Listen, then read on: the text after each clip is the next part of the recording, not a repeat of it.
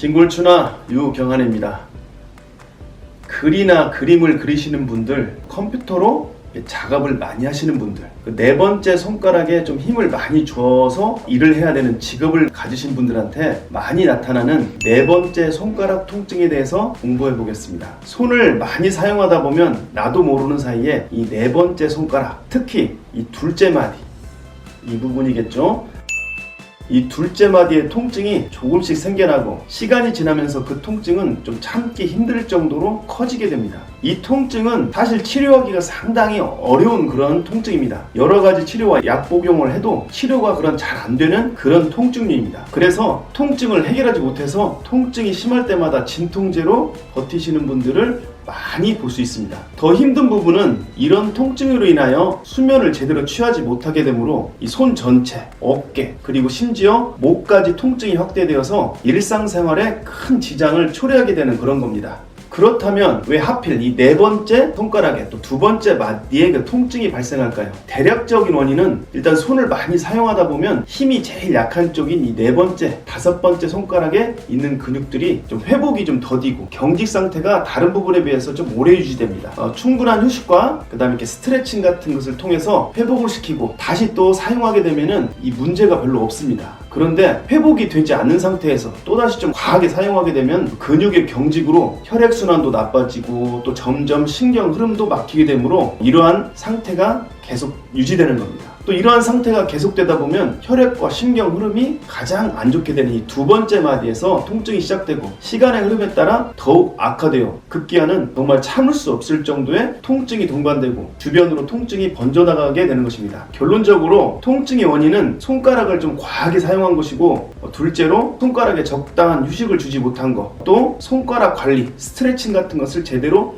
하지 못했기 때문이라고 보시면 됩니다. 그로 인해서 혈액과 신경, 이런 순환이 저하되어 발생되는 것이라고 보면 맞을 것입니다. 이런 상태로 적게는 수개월부터 많게는 10년 이상 고통에서 벗어나지 못하고 그냥 자포자기한 상태로 지내시는 경우를 많이 봐왔습니다. 또 그런 분들을 제가 간단한 케어와 지도로 호전시킨 사례도 굉장히 많았습니다. 그럼 이러한 통증을 또 예방하고 치료하는 방법에 대해서 여러분들이 잘 알기 쉽게 공부해 보겠습니다.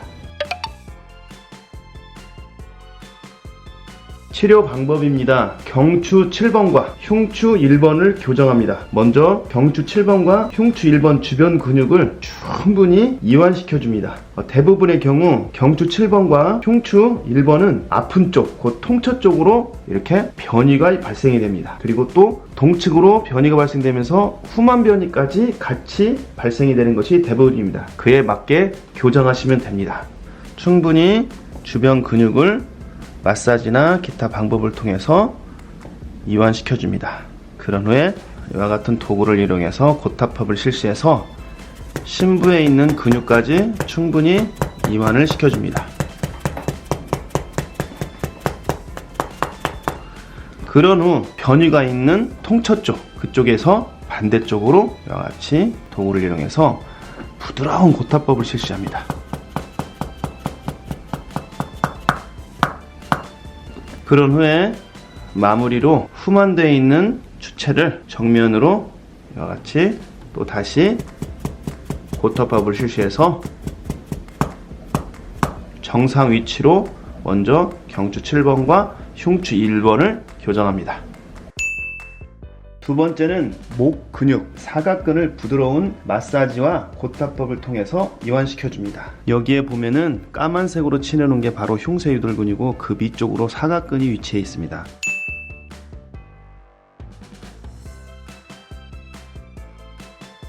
사각근을 이와 같이 포인트를 측정한 후에 부드러운 고타법을 실시해서 사각근 심부까지 근육을 충분히 이완시켜줍니다. 그런 후 손으로 이와 같이 사각근을 부드러운 마사지 방법으로 천천히 근육에 무리가 가지 않게 이완을 시켜줍니다. 세 번째는 이 가슴 쪽에 있는 근육, 곧 여기에 있는 이 표시해 놓은 부위의 소흉근을 부드러운 고타법과 마사지를 통해서 이완시켜줍니다. 주요 포인트는 오구돌기 바로 밑부분, 이 부분 충분한 고타법을 실시해서 부분에 TP를 풀어서 근육을 부드럽게 이완시킵니다. 또 이와 같은 마사지 방법으로도 부드럽게 소흉근의 경결을 이완시켜줍니다. 네 번째는 팔꿈치 아래에 약 한 4에서 6cm 정도 아래 부분을 만져보면 굉장히 아픈 결절이 있습니다. 이 부분을 똑같이 망치 고타법과 마사지를 통해서 충분히 이완시켜줍니다.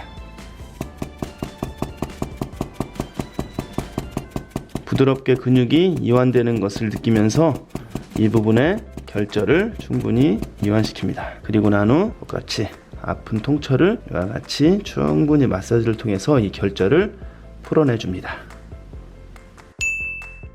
예방 방법입니다. 손이나 손가락에 약간의 불편함이나 통증이 생긴다면 바로바로 지금 가르쳐드리는 스트레칭을 해줍니다. 먼저 바닥에 손바닥을 펴고 최대한 넓게 펼칩니다. 그런 후 몸을 앞쪽으로 이렇게 당깁니다. 이렇게 해서 스트레칭을 해줍니다. 이 팔이 절대로 굽어지지 않게 해서 쭉 최대한 스트레칭을 한 후 약 15초 정도를 기다려줍니다. 그러고 난 다음에 릴렉스를 좀 해주고 또 쉬었다가 다시 최대한 스트레칭을 해서 15초 정도 기다려줍니다. 그대로. 그리고 나서 다시 릴렉스 시켜주고 이와 같은 방법을 약 3회에서 4회 정도 실시해주면 손가락이나 또 손목 통증에도 충분한 예방을 할 수 있는 그런 스트레칭 방법이 됩니다.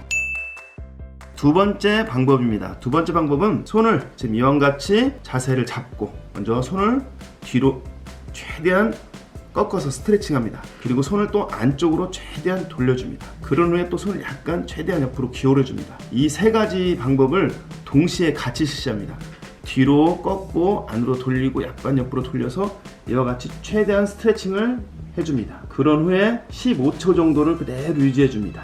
그런 다음에 다시 릴렉스 시켜주고 다시 최대한 뒤로 꺾고 안으로 당기고 옆으로 꺾어서 손으로 이런 식으로 아니면 좀 힘들면은 내 턱을 눌러서라도 이렇게 이런 방법으로 15초 정도를 스트레칭 시켜주고 그런 다음에 릴렉스 시켜서 이것도 3회에서 약 4회 정도 실시해주면은 손가락 통증 그 다음에 손목 통증까지도 충분히 예방을 할 수 있게 됩니다. 근육을 좀 과하게 사용하고 휴식을 주지 않고 또 과사용이 반복되면 우리 몸에서는 근육이 상하게 됩니다. 그렇게 되는 것을 방지하기 위해서 우리 몸에서는 특별한 보호기전의 일환으로 신경과 혈의 흐름을 저하시켜서 힘을 떨어뜨리고 통증을 동반시켜서 근육 사용을 줄이거나 못하게 만듭니다. 그런데도 우리는 이런 몸의 경고를 무시하고 사람들은 억지를 부리면서 또 과사용을 하게 되고 또 통증이 나타나면 약을 먹는다든지 여러 가지 치료를 통하여 이겨내려 여러 가지 노력을 합니다. 하지만 절대 이길 수가 없습니다. 몸을 보호해달라는 신호를 또 충분한 휴식을 취해달라는 몸의 신호를 무시하면 나중에는 더 큰 중병으로 몸에서 신호를 보낼 수도 있습니다. 그때는 치료를 하기에는 늦어버릴 수도 있다는 것을 명심해야 됩니다. 자연의 섭리와 몸의 경고를 무시하면 절대 안 됩니다. 과사용 후에는 좀 적당한 휴식을 취하고 또 미리미리 근육이 경직되는 것을 방지하기 위해서 위에서 배운 부드러운 스트레칭을 실시해주면 신경과 혈액 흐름은 항상 좋은 상태를 유지하면 물론 통증과도 만나는 일은 없게 되는 것입니다. 내 몸을 건강하게 관리하는 것도 내가 하고 있는 일 중에 하나입니다. 지금 많은 일을 하고 계시겠지만 지금 하고 계시는 많은 일 중에서 내 몸 건강을 관리하는 일이 제일 중요한 일이라는 것을 잊지 마시길 다시 한번 강조드립니다. 감사합니다.